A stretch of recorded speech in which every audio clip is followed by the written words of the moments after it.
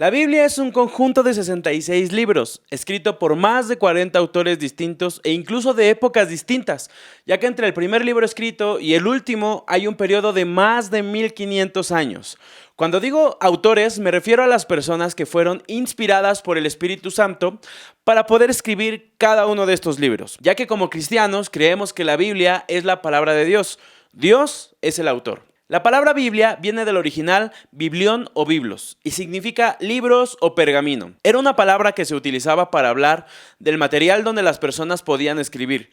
Supongo que muchos de nosotros esperábamos que la palabra Biblia significara algo que nos volara los sesos por completo, pero no es así.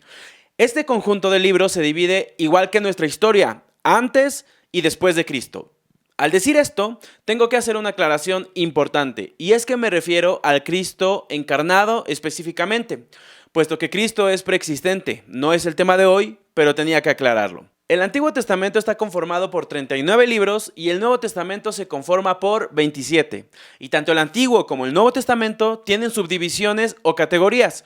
Comencemos viendo las del Antiguo Testamento. El Antiguo Testamento se conforma por el Pentateuco, los libros históricos, libros poéticos de sabiduría o sapienciales, los profetas mayores, los profetas menores. Tengo que hacer una aclaración importante. Cuando decimos profetas mayores y menores, no nos referimos a su edad, a su estatura, ni nada por el estilo. Tampoco se refiere a que son más importantes los profetas mayores que los menores, o que son más o menos inspirados. No es nada de eso. Simplemente nos referimos al contenido. Los profetas mayores tienen un contenido mayor, tienen más texto, son libros más largos. Y los profetas menores son libros más cortitos. No por eso alguno es más importante que otro.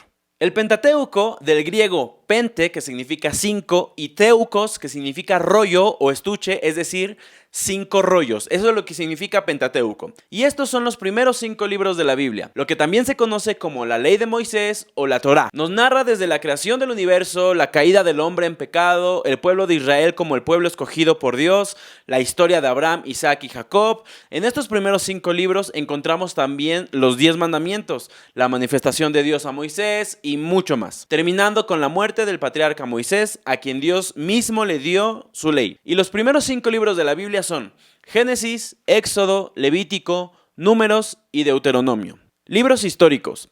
Estos libros nos narran la historia de la humanidad, específicamente del pueblo de Dios, el pueblo de Israel. Desde la muerte de Moisés hasta que dejaron de ser esclavos de Babilonia, se narran las desobediencias del pueblo de Israel, sus pecados, cuántas veces se desviaron del camino del Señor y más. Nos cuenta la historia de los jueces de Israel, así como la de sus reyes y todas las lecciones aprendidas a causa de la desobediencia.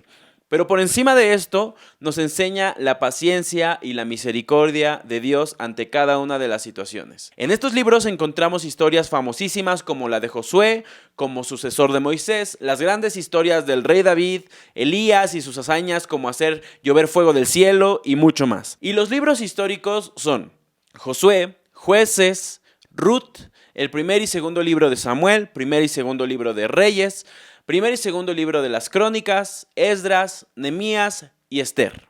Seguimos con los libros poéticos, libros de sabiduría o también llamados libros sapienciales. Estos libros profundizan en verdades filosóficas y espirituales. Es poesía escrita en hebreo y al traducirla al español puede perder un poco de su estructura, pero no dejan de ser libros hermosos, poéticos y llenos de sabiduría. En estos libros encontramos la increíble historia de Job, oraciones y canciones de David que nos dejan ver la sinceridad que tenía él delante de un Dios que lo conoce todo, que conoce todas las cosas. Tenemos consejos de uno de los hombres más sabios de la historia, el rey Salomón, y mucho más. Los libros sapienciales son Job, Salmos, Proverbios, Eclesiastés, Cantar de los Cantares. Profetas mayores. Los profetas eran personas escogidas por Dios para comunicarse con su pueblo. A veces pensamos que tiene que ver exclusivamente con hablar acerca del futuro, pero no es así. Son personas que recibían un mensaje de parte de Dios y ellos lo comunicaban al pueblo, tuviera que ver con el futuro o no. Esto aplica para los profetas mayores y para los profetas menores. Los libros que entran dentro de la categoría de profetas mayores son Isaías, Jeremías, Lamentaciones, Ezequiel y Daniel. Los profetas menores son Oseas, Joel, Amós, Abdías, Jonás, Miqueas, Nahum, Habacuc, Sofonías, Ageo, Zacarías y Malaquías. Y aquí terminamos con los libros del Antiguo Testamento. Pero antes de pasar al Nuevo Testamento es necesario darte un dato súper importante. Hay algo que se llama el periodo intertestamentario. Los primeros libros del Nuevo Testamento son los Evangelios, que nos narran la vida de Jesucristo. Pero entre el último profeta, que fue Malaquías, hasta Jesús, hubo 400 años donde no hubo ningún profeta.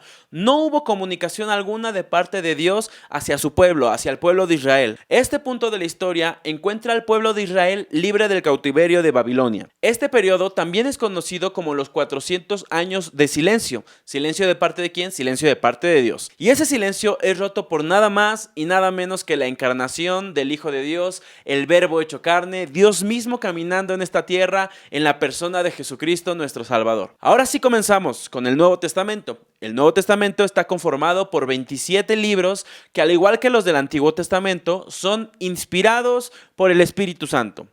Tiene 8 o 9 personas que lo escribieron, repito, inspirados por el Espíritu Santo.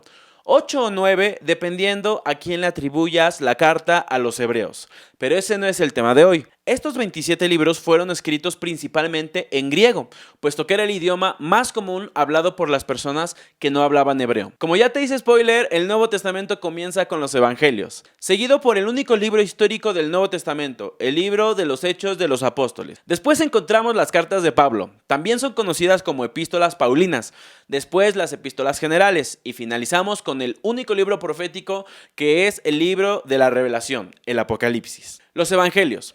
Los Evangelios son los primeros 4 libros del Nuevo Testamento y llevan por nombre a sus mismos autores. En los 4 Evangelios se nos narra la vida, enseñanzas, experiencias y mucho más acerca de Jesucristo. Vemos desde su niñez hasta el desacuerdo de los fariseos con sus enseñanzas y su forma de vivir, la tentación de Jesús, su vida, muerte, resurrección, su obediencia perfecta a la ley. El tema del Evangelio nos puede llevar series completas que pueden durar años, pero para fines de este video diremos que Evangelio significa buenas nuevas o buenas noticias.